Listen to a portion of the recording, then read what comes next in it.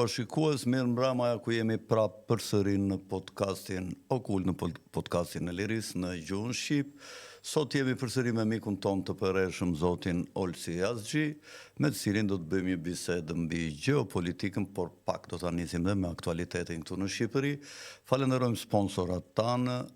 të emisionit, të cilët dalin vazhdimisht me logo dhe me shërbimet e tyre kryesore këtu në ekran. Ti mjafton të googloni emrat e tyre në Google dhe me njerë ty në kontakt me ta për shërbimet dhe ofertat e madrave të tyre. Ju kujtoj që ne kemi dhe një gazetë,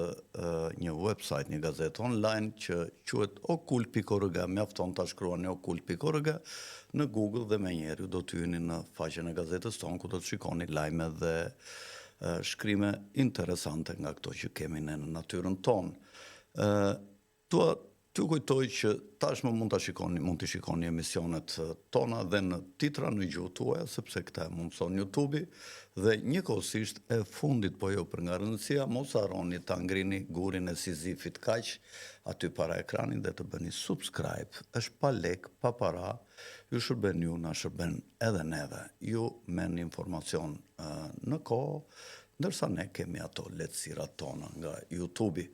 Ta fillojmë me njërë bisedën me mikun tonë Olsi Yazxhi, i cili sigurisht që ngjall shumë debate sa herë del me qëndrimet e tij, i cili përpara kombit vendos umetin musliman. Pra të gjitha kombet janë të barabarta përpara Allahut, nëse thash gabim, Olsi mund të më korrigjoj.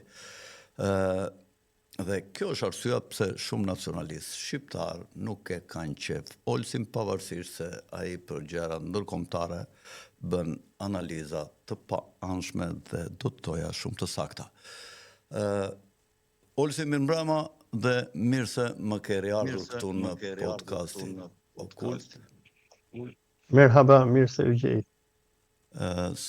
Këto kohë ke qenë ende nga Tajvani më duket? Po, isha në Tajvan, isha për një konferencë dhe jam kthyer përpara pak ditësh.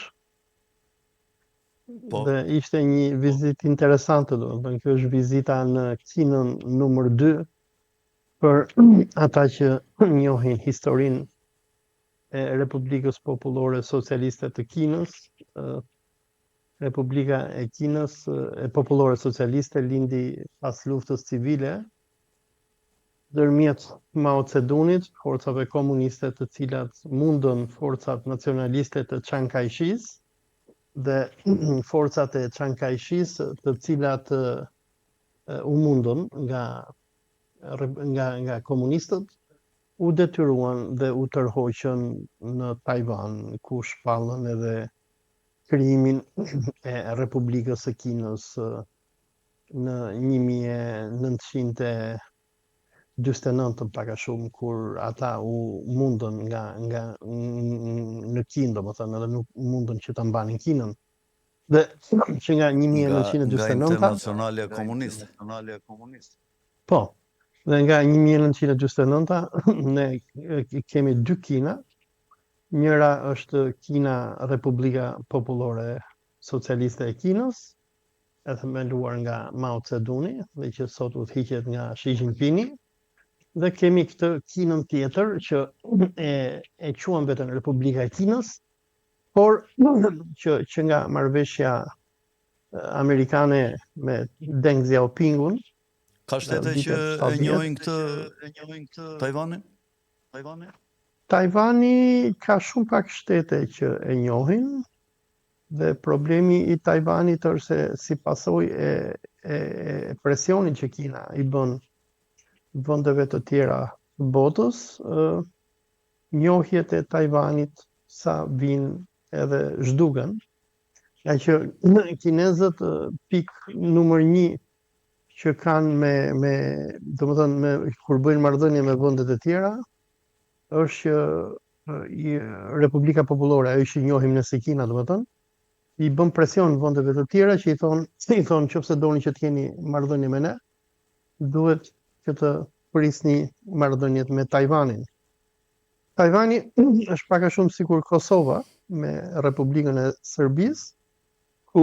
kemi një shtet që është Republika e Kosovës, i cili u shkëput nga Jugoslavia në 1999 dhe 2008 shpalli pavarësinë, por që Kosova akoma nuk njihet nga ligji ndërkombëtar dhe nga Këshilli i Sigurimit të OKB-s, edhe pse Kosova ka më shumë njohje se sa Tajvani, tek e fundit fare, edhe Kosova, kur vjen puna në aspektin e ligjit ndërkombëtar, është pak a shumë në situatën e Tajvanit. Por ajo që të bën përshtypje, nëse krahasojmë Kosovën me Tajvanin, është që Tajvani është shumë i zhvilluar, është shumë i perëndimorizuar, domethënë është një vend jashtëzakonisht i zhvilluar në krahasim me Kosovën, e cila vuan nga varfëria. Po. Mirë, Olsi, qa mendon këtu për këto situatën në Shqipëri, kështu e ke ndjekur në qik? Po, situatën e kam ndjekur pak a shumë nga larg, me sa duken punët është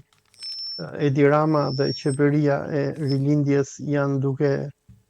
u gëzuar për fitoren e tyre, vjedhjen e votave, dhe me sa duket që tani që Edi Rama e siguroi, domethënë, mandatin përsëri, organet e tija, tatimet, policia, spaku e tjerë, po i vërsulen shqiptarëve në mënyrë të tmerrshme.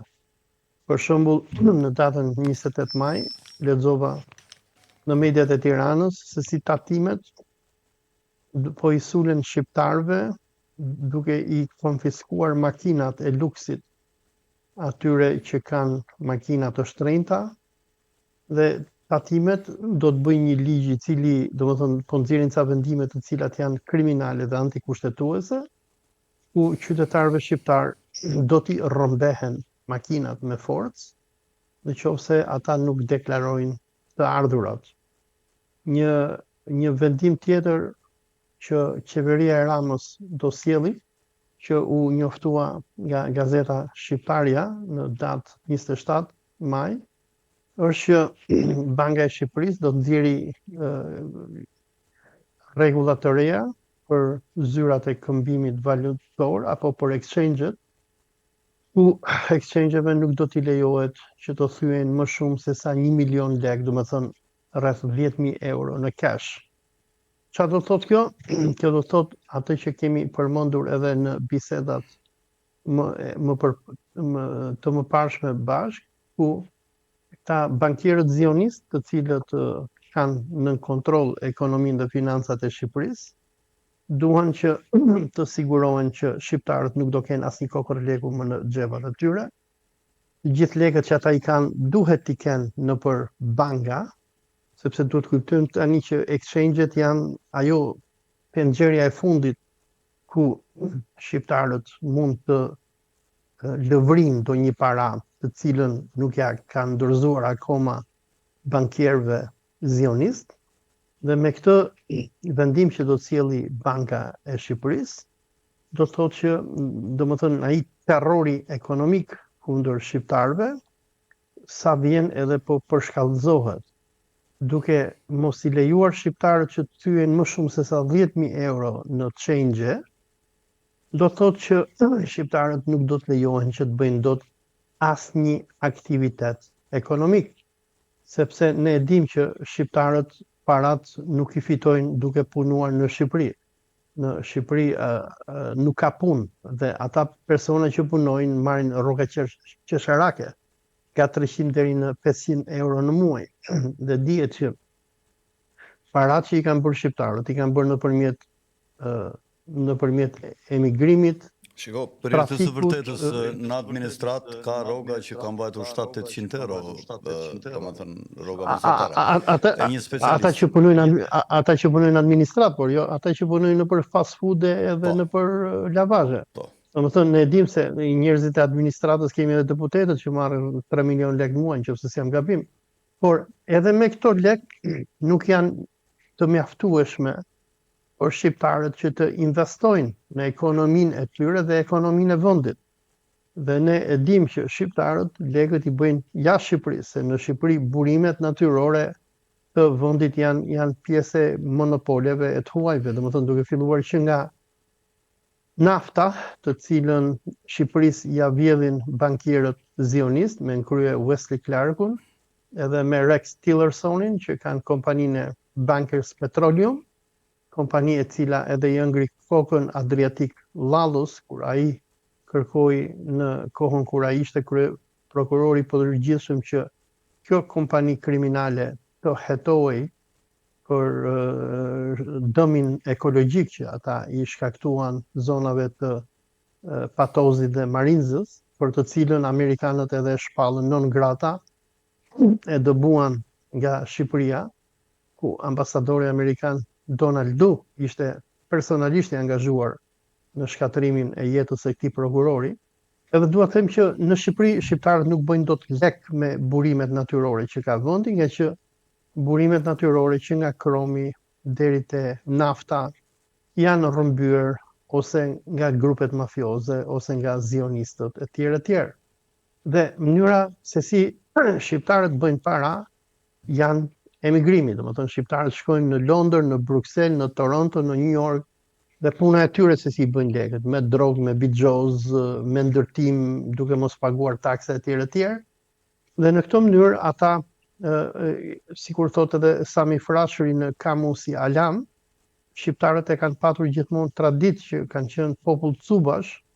që sidomos në kohën e perandorisë osmane, ata i shërbenin osmanëve që nga Jemeni deri në Hungari dhe shkonin në vendet e tjera ku rrëmbenin, luftonin dhe kështu pasuroheshin. Por çfarë po do që të bëjë qeveria Rama, diçka që ata e kanë nisur që më herët, është që tani më shqiptarëve nuk do t'i lejohen që të sjellin më lek edhe në përçengja. Domethënë leku është shpallur krim në Shqipëri nga qeveria zioniste e Edi Ramës, dhe shqiptarët që kanë lek janë shpall pak a shumë armiq. Pak a shumë atë luftë që bën komunistët në Shqipëri nga vitet 45 deri në 48-49, lufta kundër kulakëve, ne kemi gjithë ata filma që nga Toke për gjakur e tjerë. Ligji për tatimin e jashtëzakonshëm. Po, domethënë ne kemi parë në filmat që Kiço Blushi edhe aparatçik të tjerë bënin në kohën e komunizmit, se si godisnin kulakët, ku kulaku, njeriu i cili kishte pasuri, kishte flori, kishte toka, u konsiderua dhe u kthye në armik të popullit. Dhe atë që bën komunistët, të cilët përmbysën regjimin borgjezo-kapitalist që ka patur Shqipëria përpara vitit 46, ne po kemi përsëritje të njëjtës gjë. Por tani më termat që përdoren nuk janë më kulakët edhe borgjezët dhe armiqtë e klasës, por termat që përdoren është lufta kundër evazionit fiskal, pastrimit të parave dhe financimit të terrorizmit. Pra, çfarë ka bërë ky sistemi zionist që mban në pushtet Edi Ramën? Ky sistem ka risjell luftën e klasave, luftën kundër kulakut, luftën kundër të pasurit. Pra, në Shqipëri, nëse ti je i pasur dhe ke bërë lek jashtë vendit dhe vjen dhe i sjell këto lek në vend, ti cilësohesh si armik, të konfiskohen parat, nëse nuk tregon dot burimin e pasurive, dhe ty nuk të lejohet që të vish edhe të investosh në vendin tënd. Unë mendoj që edhe pse presidenti Trump pasi erdhi në presidencë në SBA, u mundua sinqerisht që të sillte një farë armpushimi dhe paqe ndërmjet Ukrainës dhe Rusisë, me sa shihet është Britania e cila sot drejton Evropën dhe britanikët nuk duan paqe me Rusinë. Ukrainasit vazhdojnë bombardimet e qyteteve ruse përpara pak ditësh, kur në Rusi edhe u përkujtua fitoria mbi nazizmin, ushtria ukrainase hodhi më shumë se sa 1000 dron drejt Rusisë, gjë e cila e detyroi edhe Rusinë që t'i kundërpërgjigjej me bombardime në Kiev etj etj. Dhe lajmi më i fundit që po dëgjojmë sot edhe dje është që Berlini apo qeveria gjermane po ka plane për të prodhuar në mënyrë masive raketa me rrezë të gjatë të veprimit, ato raketat e njohur si Taurus, me të cilat Kievi do të ketë mundësi që ta godasi Rusin brenda përtej Moskës. Pra, po kemi një përshkallëzim të luftës, britanikët që po e luajnë të gjithë lojën nga pas janë që nuk janë të interesuar për paqe. Dhe në anën tjetër, rusët janë në një dilemë të madhe, domethënë, a duhet të kalojnë në një përshkallëzim të konfliktit, të përdorin armën nukleare që ta shantazhojnë Evropën dhe NATO-n, apo të rrinë urt edhe të shohin se çfarë do bëjnë amerikanët. Nga ana e qeverisë amerikane kemi parë deklaratat e sekretarit të shtetit Marco Rubio, por edhe të Trumpit, ku ata po thonë që ne po lodhemi nga përpjekjet për të arritur një armëpushim. Në anën tjetër, rusët nuk pranojnë që të kryen një armëpushim për sa kohë që ukrainasit nuk zotohen që ata nuk do të marrin armatime të tjera dhe të fortifikojnë ato fortifikatat e tyre. Pra situata duket me të vërtetë e keqe dhe e hidhur dhe shpresat që shumë njerëz patën me ardhjen e Trumpit, ku shpresonin që Trumpi pasi të vinte në pushtet do t'i jepte fund luftës, me sa duket janë britanikët ata që e luajnë lojën dhe britanikët nuk duan paqe. Britanikët janë duke përdorur koloninë e tyre, që është Gjermania, e cila përdoret si kau apo si lopa e britanikëve, ashtu sikur u përdor në vitet 50 për të financuar ndërtimin e Izraelit. Sot e kësaj dite Gjermania po përdoret për të financuar qeverinë e zionistit Vladimir Zelenski dhe për të vazhduar armatosjen deri në dhëm të ukrainasve. Qëllimi i britanikëve nuk është paqja, ata nuk duan paqe, por ata duan mundje të Rusisë. Nga që ata e dinë që nëse do të arrihet një paqe dhe një armëpushim, Rusia do të jetë pala e fituar, pasi Rusia ka marrë Ukrainën, ka marrë rajonet e Donbasit dhe Rusia pak a shumë i ka arritur objektivet e saj, por ata çfarë bëjnë? Ata e nxisin dhe e trimërojnë gjithmonë Zelenskin, i cili gjithmonë deklarohet sikur është prim, sikur është i fortë edhe sikur do të vazhdojë luftën deri në fund. Përpara pak ditësh, presidenti Putin deklaroi që Rusia ka bërë plane për të krijuar një zonë tampon ndërmjet territoreve që Rusia ka dhe Ukrainës. Tani ngelet për të parë se ku do të themelohet kjo zonë tampon. Nëpër media të ndryshme thuhet që ushtria ruse është mobilizuar për të kryer një ofensiv të re dhe për të kapur territore të reja në Ukrainë, në mënyrë që ta shtyjë sa më tej kufirin e Ukrainës me Rusinë, në mënyrë që mos të lejoj raketat me rrezë të gjatë veprimi që të godasin Moskën dhe qytetet kryesore të Rusisë. Në kësaj vere besoj se nëse nuk Trumpi domethënë nuk arrin që ta bëjë dot paqen, dhe me sa duket është që britanikët nuk do t'i lejnë amerikanët që të bëjnë paqe.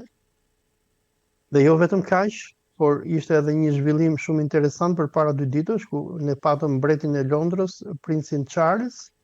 i cili shkoi në parlamentin kanadez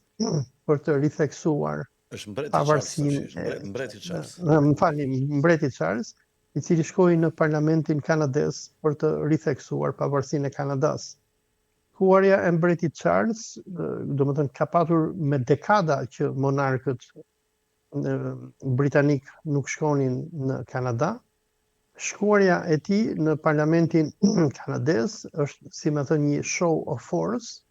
apo një tregim force që Londra i bën Amerikës, ku i thotë që ne do ta mbrojmë Kanadan dhe ju nuk e ktheni dot Kanadan në Republikën e 51 të Shteteve të Bashkuara. Pra, çfarë shohim neve në këto momente është që në një farë mënyre amerikanët janë jashtë Evropës, jashtë vendimarrjes, kemi britanikët, kemi francezët, kemi gjermanët, kemi polakët, ata të cilët po vazhdojnë luftën në Ukrainë kundër Rusisë.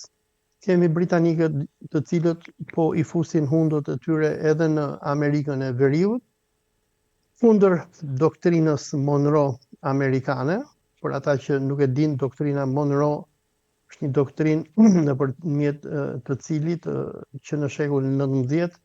amerikanët e kanë deklaruar si vjen e kuqe, ku ata nuk lejojnë fuqitë evropiane që të fusin hundët e tyre në punët e Amerikës. Por po kemi mbretin Charles dhe mbretërinë britanike, e cila po e sfidon Amerikën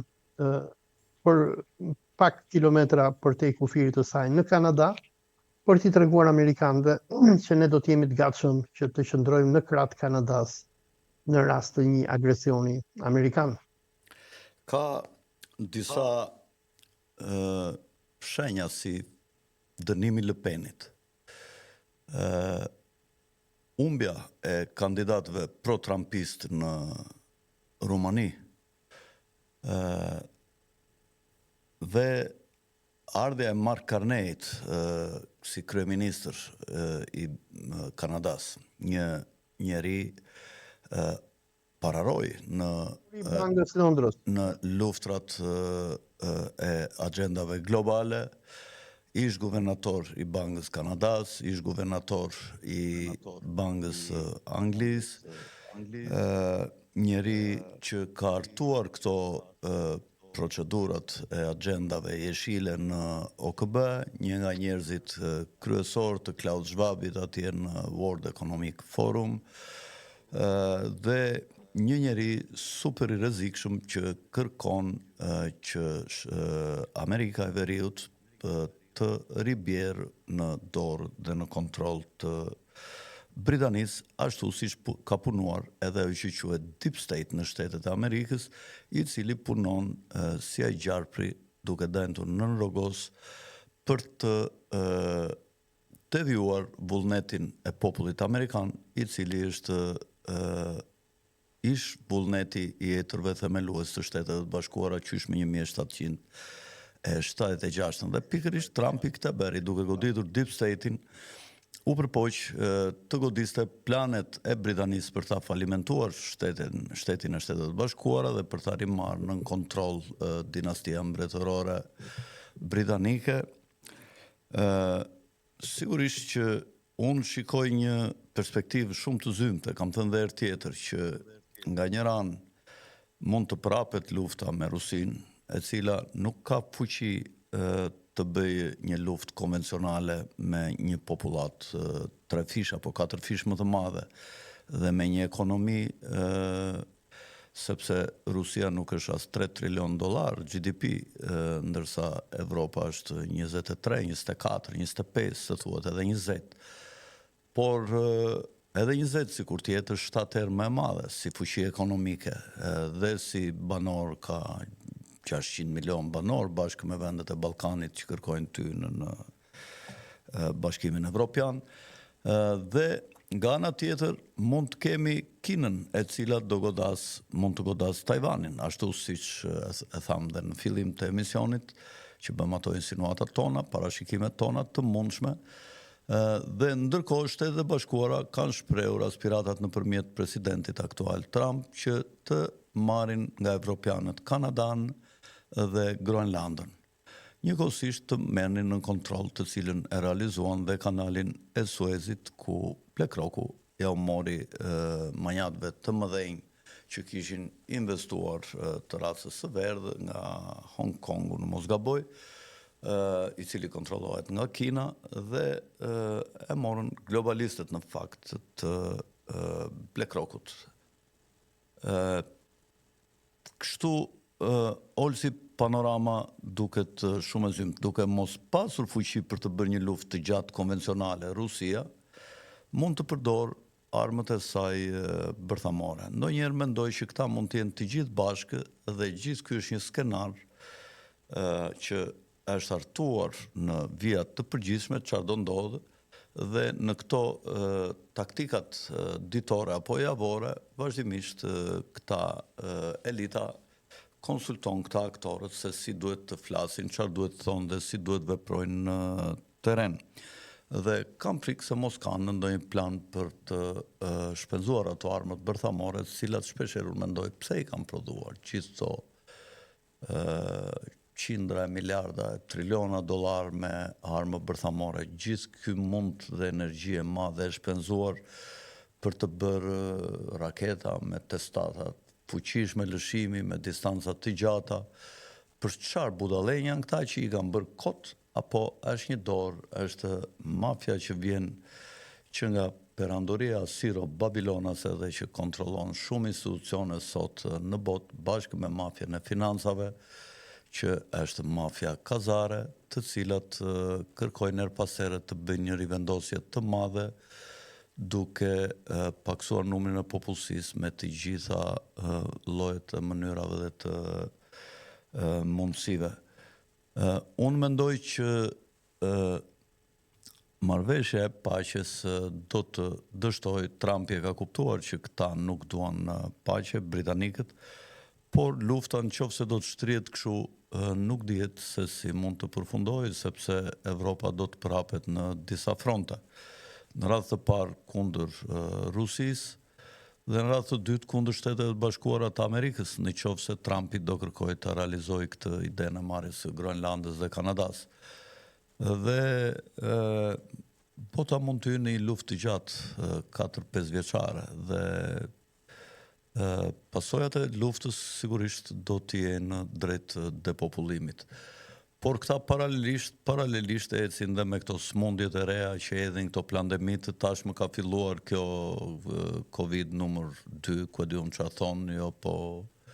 do ketë nevojë për vaksina të tjera dhe është e vështirë që ta gënjesh popullin vetëm nëse edhin ndonjë smundje, ndonjë virus shumë të rënd. Virus nuk ka, po ndonjë lloj elmimi akoma dhe më të rënd dhe mund të shkaktojnë vdekje më të mëdha me ndonjë lloj diabolizmi tjetër, për t'i trembur njerëzit dhe për t'i shtrënguar ashtu siç i shtrënguar në herën e parë, për t'i çuar drejt vraskinave. Olsi, po të kalojmë në një temë tjetër dhe ta mbyllim. Këtu në lindjen e mesme, si e shikon situatën, luftën në Gaza, konfliktin ndërmjet Izraelit dhe Iranit dhe luftën mes këtyre dy superfuqive rajonale për hegemoni në lindjen e mesme, nëse Irani është duke realizuar armën bërthamore dhe lëshuesit i ka për të goditur në distanca të gjata apo jo, si janë kapacitetet e Iranit për luftën në ajër ku Izraeli ndjehet superior, çfarë lloj aviacioni dhe fuqie luftarake ajrore ka Irani përballë Izraelit, nëse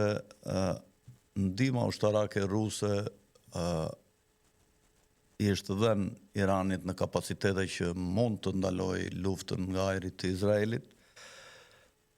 kapacitetet detare toksore nëse këto dy vende hynë në konflikt dhe si e mendon nëse Shtetet e Bashkuara të riqen në izolacionizëm dhe sidomos mbas kësaj panorame të re që është krijuar në marrëdhënien midis vendeve të lindjes së mesme dhe presidencës Trump pas vizitës që presidenti bëri në disa vende të lindjes së mesme si në Arabi Saudite, Emiratet e Bashkuara.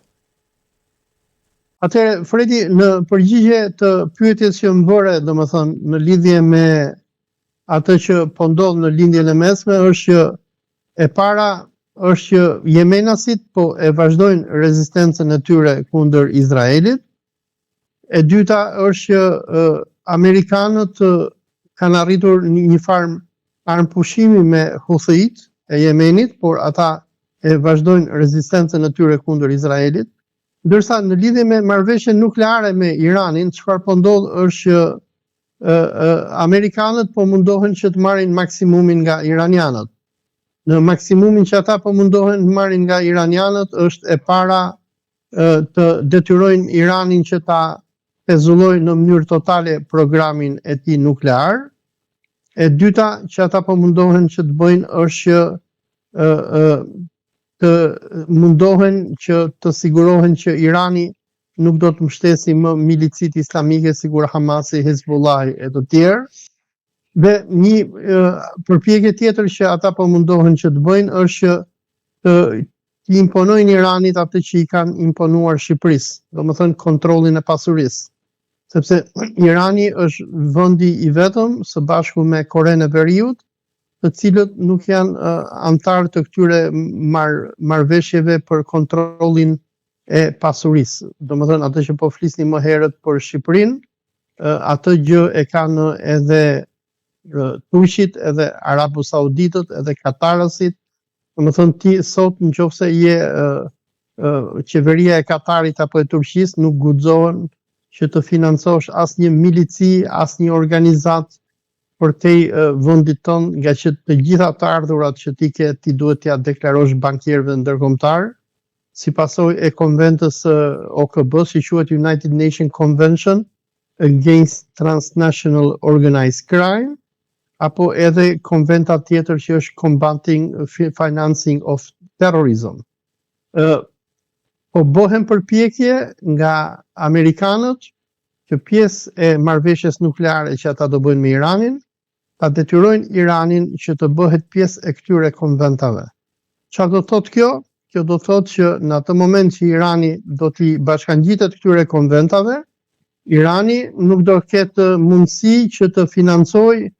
asnjë nga milicit islamike që Irani financon deri tani, e që të gjitha të ardhurat ekonomike iraniane do të jenë transparente ndaj bankierëve zionist perëndimor. Po në një mundësi për konflikt me Izraelin, mund të ketë për luftë si e mendon ti, Olsi, Izraeli pa Shtetet e Bashkuara, nëse Shtetet e Bashkuara bëjnë marrëveshje me Iranin, marrëveshje paqe, mendon që Izraeli mund të bëjë luftë e vetme pa ndihmën e Shteteve të Bashkuara ose me ndihmën e shteteve të Evropës, si Gjermania për shembull, që është shprehur e gatshme për ta ndihmuar me armat time? Izraeli nuk ka shanse apo mundësi që të bëj luftë i vetëm kundër Iranit, e që Irani, edhe pse Izraeli është ushtarakisht shumë herë më superior dhe ka teknologjinë më të fundit amerikane dhe perëndimore, sërish Irani nuk është një shtet do si do, por është një perandori i cila mund të përballojë shumë goditje. Izraeli është munduar në ditët e fundit që, domethënë sikur tregonte media perëndimore, por edhe vetë Jerusalem Posti, burimet të CIA-s kanë botuar lajm nëpër media të ndryshme perëndimore, sikur Izraeli po përgatitej që të godiste stacionet nukleare iraniane për të sabotuar marrëveshjen nukleare që Trumpi po do të bëjë me Izraelin. Si pasojë e kësaj, qeveria amerikane e paralajmëroi qeverinë e Netanyahut që mos bëj gaf që të sulmoj iranianët, nga që nëse do bëhej një sulm i tillë, atëherë kjo do të shkatronte marrëveshjen nukleare që iranianët po mundohen që të bëjnë me amerikanët. Projekti apo plani i qeverisë Trumpit është që pak a shumë të detyrojë iranianët që të nënshkruajnë marrëveshje nukleare, mundësisht i detyrojë ata që të bashkangjiten sistemit zionist bankar perëndimor, ku pak a shumë financat e Iranit të vendosen nën kontrollin e zionizmit ndërkombëtar, ashtu sikur janë financat e Shqipërisë, e Katarit, e Arabisë Saudite, e Turqisë dhe e të gjithë botës përveç Rusisë, Kinës edhe Koreas së Veriut. Ngelet për të parë, nëse plani i Trumpit do të finalizohet, sepse duhet dim diçka që në Iran ka disa nivele pushteti. Deri tani marrëveshja nukleare ndërmjet amerikanëve po bëhet me qeverinë e presidentit Masoud Pezeshkian, por dihet që vulën e fundit fare e ka Ayatollah Khamenei. Po, si e qartë, të falenderoj për bisedën, them ta mbyllim këtu, qofse s'të ka ngelur në një merak tjetër, për të thënë ndonjë diçka. Të përshëndes atje në Malajzinë e largët, t'ja kalosh mirë dhe të kesh një fundjavë të këndshme. Faleminderit, natën e mirë. Të nderuar shikues, ishim sot në podcastin Okult me mikun dhe mysafirin ton të përshëm zotin Olsi Azgji, ku si që ndoj që të folëm për një sër temash aktuale të brendshme nga vendi dhe geopolitika. Dhe njerë para se ta mbyll, ju kujtoj që të bëni subscribe, mos harroni kanalit ton, nga do që të hapni linkun nga rrjetet tona sociale, apo direkt nga YouTube dhe kushin rastësisht një subscribe që të meni notification dhe të dëgjoni emisionet tona të cilat vibrojnë në frekuencat të ndryshme nga frekuencat e shumë emisioneve të tjera që ka rreth rrotull vërdall. Nga unë Alfred Sako, natën e mirë dhe miru pafshim në emision në radhës.